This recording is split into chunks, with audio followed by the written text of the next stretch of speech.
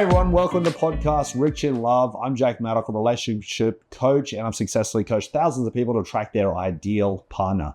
Some of our viewers have shared their doozy text messages and we received lots of comments, and today we're going to react and attempt to respond. Let's get into it. I always went for the gorgeous girls, and when we meet, their personalities were awful. So I thought I would look for less attractive girls, and that's when I found you. Brutal. Girls, don't let a guy treat you like this. That's garbage behavior. A lot of guys are bullies. They'll belittle you, treat you poorly.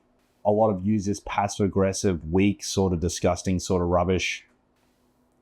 Don't put up with it. Don't set boundaries, and if your boundaries aren't listened to, just get out of there. It's a waste of your time. You deserve better than that. First message from a boy: are we gonna fuck or what? Yeah, he's not a great conversationalist, is he? If a guy says if a guy sends you a message like that, it's basically saying, hey, I think you're a piece of shit. We can have sex, I guess, but that's about it. You're a piece of garbage. You're a piece of leftover pizza. He's treating you like shit. Block and delete him. Move on. Again, you deserve better. First message: want to practice making a baby. It's pretty funny. But again, for a first message, terrible. I do like humor. Flirting is really good, but with any sort of message, we need to build up. You need to build up. You got to build up the momentum. You got to build up the passion. He's going to get nowhere fast. Can you handle 11 and a half? Need to know before I put that effort in. 11 and a half inches isn't very tall. Must be a midget. There's a lot of wankers out there who talk a lot of shit. There's a million guys out there who say they're 6'1" and they're 5'10". Avoid anyone who brags a lot, anyone who's very egotistical. Arrogance comes from insecurity, not from confidence. Confidence is from and built upon humility. So any guy who's overly arrogant or egotistical, that's coming from insecurity and weakness, not from strength. Would you rather drown or burn to death? So a lot of you may think this is a pretty harsh question, but this is what I would call a curiosity question. This is a dark curiosity question, but a curiosity question is something which breeds curiosity in the reader. So if you're a man watching this, the first message you send on online dating should be a curiosity question. My first message to my wife when I met her on Tinder many, many years ago was, if you could have two superpowers, what would they be? Right? That's a great curiosity question. This is a dark curiosity question, which, I mean, in that particular case, I would say I'd rather be burned to death, because a hot steak is better than a wet piece of chicken, right?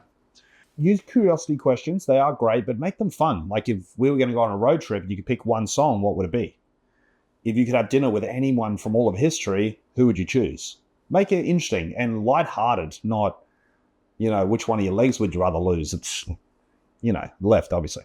Girl message. So what are we? Because I'm not sure if I should keep my options open or not. So this is a girl, she's asking for reassurance. She's saying, hey, are we going to be together? Are we not be together? Should I date other people? Are you dating other people? She's looking for reassurance. She's doing it the wrong way. In this particular case, I recommend she should give her gift of exclusivity. So she's sort of stepping up first. So saying, hey, just want to let you know, I think you're great. I'm not seeing anybody else. I think you're fantastic. That's just going to be a lot easier to process. It's kind of what I would call pushing reassurance. Instead of what she's doing, she's pulling reassurance, which it's more ugly. Another girl question. So be honest, are you more excited for our dates or the part where you accidentally end up at my place after? So if you're a guy reading this, this is your chance. She's giving you a great opportunity to really have some great responses. So you'd say, I'm super excited about the date.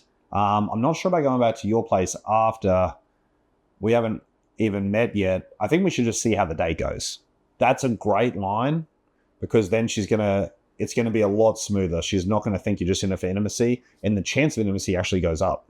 If I told you another guy asked me out today, how would you feel? Just curious.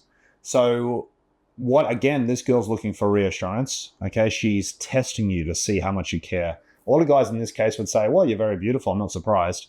Boring, right? What you should say in that case is, I wish I was with you, right? I wish I was standing beside you in that moment. I don't want any guy near you at all. Yeah, I can get pretty jealous sometimes. That's going to make her feel a sense of reassurance, like you really care about her, even though it sounds kind of crazy. Thanks for watching, guys. And if you're having difficulties in your dating and relationship life, booking a free call with me, I'm here to help.